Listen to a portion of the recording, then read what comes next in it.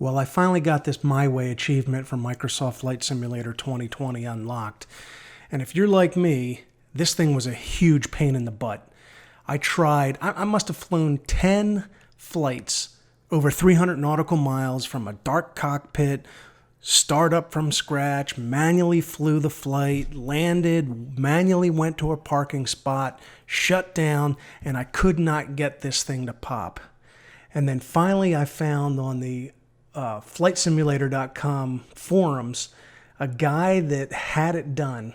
This guy's name was BuildableC96, and he gave some tips here. He gave what airports he flew from and to, what aircraft he used, and I think a really important key was that after exiting the runway, you get directions to parking from ground, and then you hand the taxi and parking over to the co-pilot.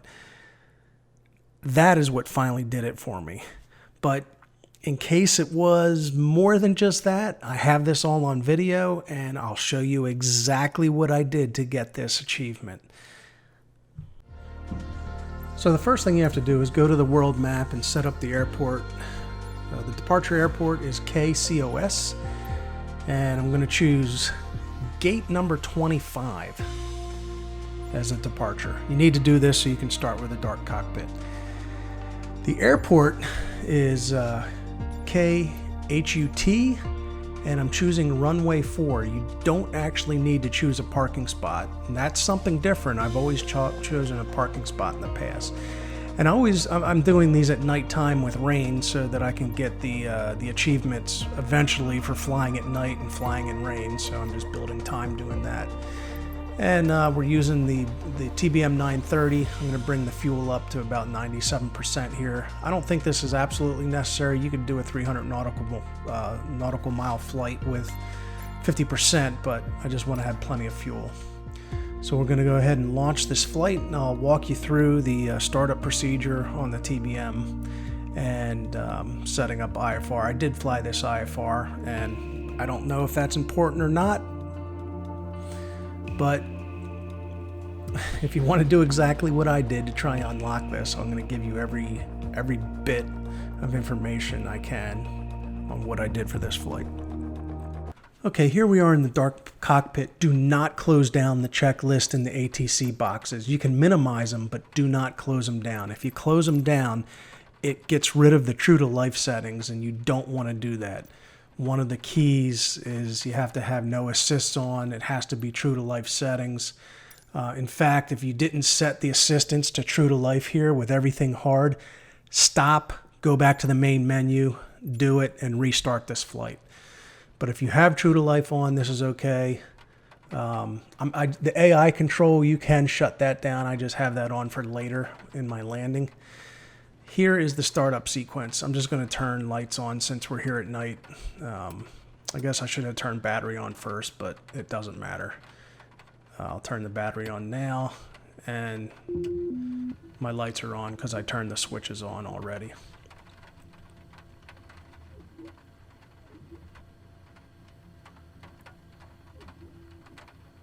Okay, continuing with the starting sequence, you put the generator on and the ignition on,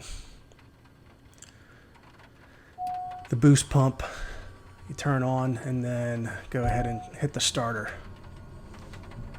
Okay, so here I look, you'll see the propeller start to spin. Once that happens, the next thing you do is look at the MFD, and you look at NG. When it gets to 13, you want to advance the throttle up to a high idle.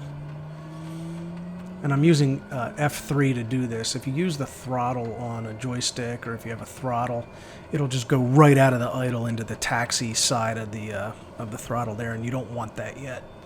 You're waiting for the ITT to get up to around 800, and once it gets to 800, what I do is advance the throttle and then pull it back, and it'll pull it out of the idle side of the throttle.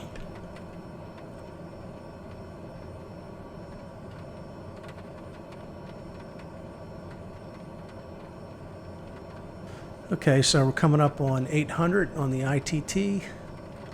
And you can see I'm just going to advance the throttle all the way up and then quickly back down to taxi. and that keeps the engine from going into a hot start. Next thing you do is turn on the pitot for the pitot heater and the stall heater. You turn your pressurization bleed to auto. These things, we're just getting rid of these yellow caution things on the MFD. Next thing you want to do is go up top here and set your boost pump to auto. Set the fuel tank selector to auto. Then the last thing we have is the parking brake, and we'll take care of that when it becomes time to taxi. Alright, so I'm going to get my IFR clearance. I did do this as an IFR flight. Colorado Springs I don't know if this is important or not, but IFR flight time does go toward another achievement, so you might as well do it. One of the other things it does is it sets you up on an IFR approach, which is going to be a nice stabilized approach right to the center line of a runway, so why not use it?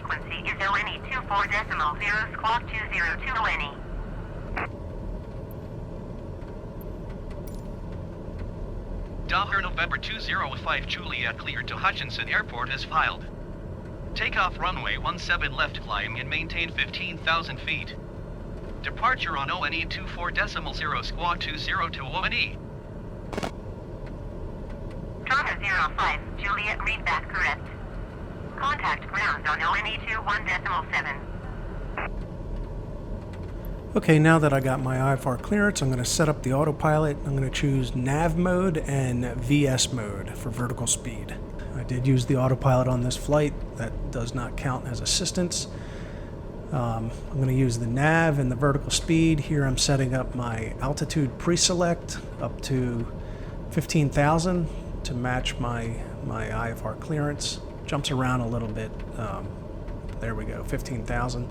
Then I'm going to set my vertical speed. I like to climb at about 2,000 foot per minute, so I'll set that.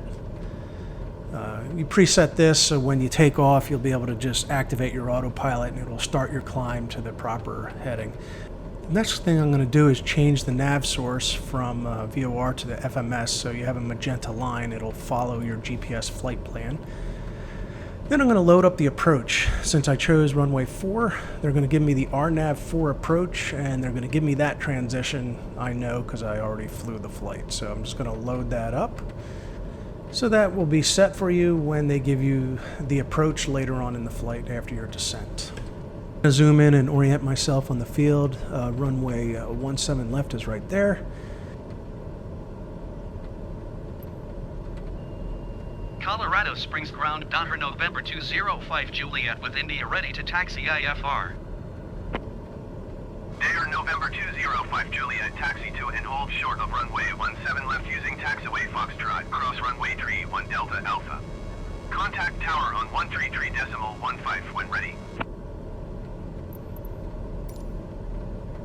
Taxi to and hold short runway 17 left via taxiway Foxtrot, cross runway 31 Delta Alpha Tower 05 Juliet.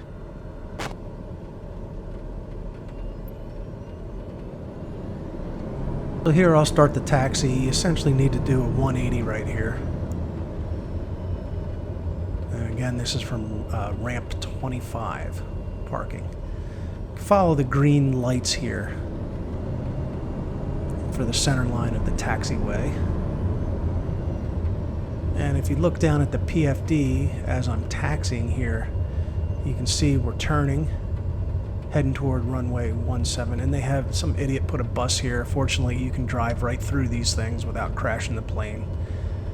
That's a little bit unrealistic. I don't know why anybody would put a bus on a taxiway. That would be a big no-no in real life. So you can see I'm going to go here and then make that 45-degree taxiway up to 17 left. So let me just skip ahead to the takeoff. Okay, I held short of runway 17 left. I got my takeoff clearance. I'm cleared for takeoff, and here we go.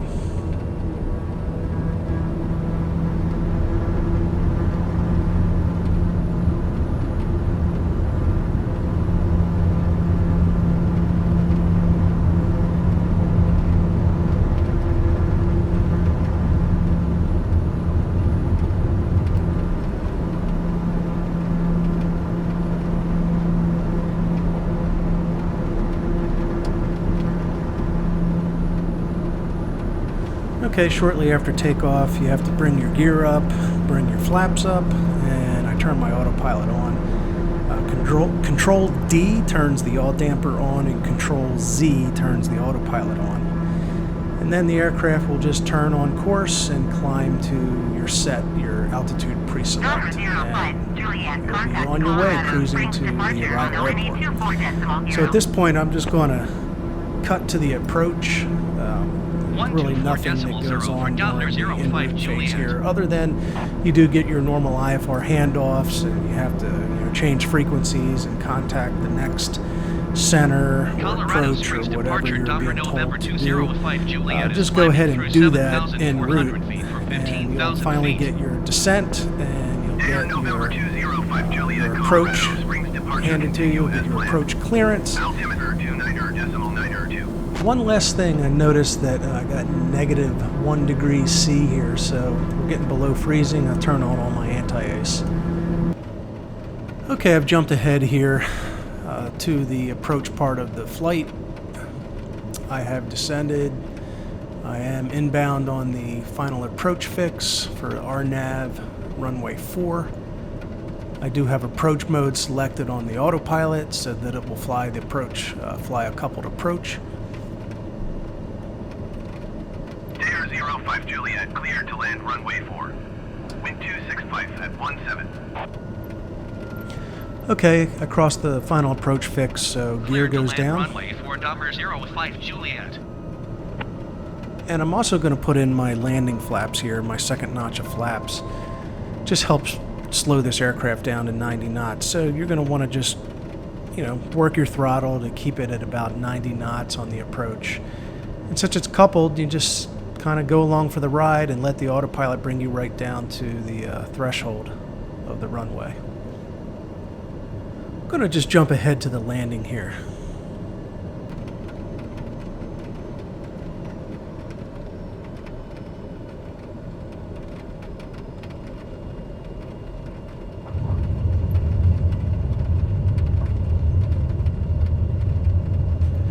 At this point, I realized I made a pretty stupid mistake of not putting my landing lights on, so it made the landing a little harder than it needed to be. I'm going to get my taxi lights on, and I'm going to skip down to the end of the runway here where I exit the runway onto the taxiway.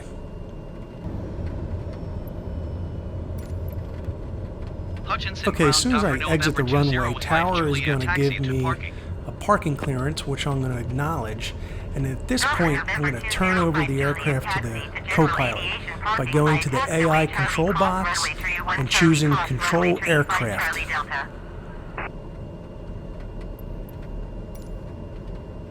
Taxiing to general aviation parking via taxiway Charlie Cross Runway Tree 1 Charlie Cross Runway Tree 5 Charlie Delta Dumber 05 Juliet. Okay, as soon as I acknowledge the taxi clearance, the co-pilot takes over, and I'm just along for the ride at this point. So I'll speed it up here, and let's get to the parking where I get the achievement done.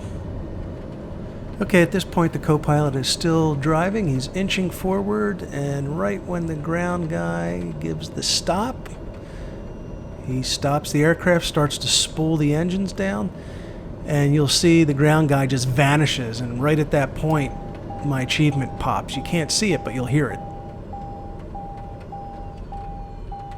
Right there.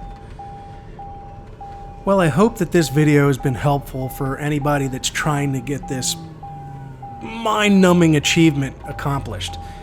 Finally got it done, and I really think, looking back at all the prior flights that I did, I was always trying to park the aircraft at the end and turn it off. I really think the key was the fact, as soon as you get that parking clearance, acknowledge it, turn it over to the co-pilot, let him finish it. Really, that's the only thing, along with the fact that I did an IFR flight, was the only thing different from all the other flights that I've done in the past. So, if this video works for you, drop me a like and give me a comment below that you were able to get this achievement done too. Good luck, guys.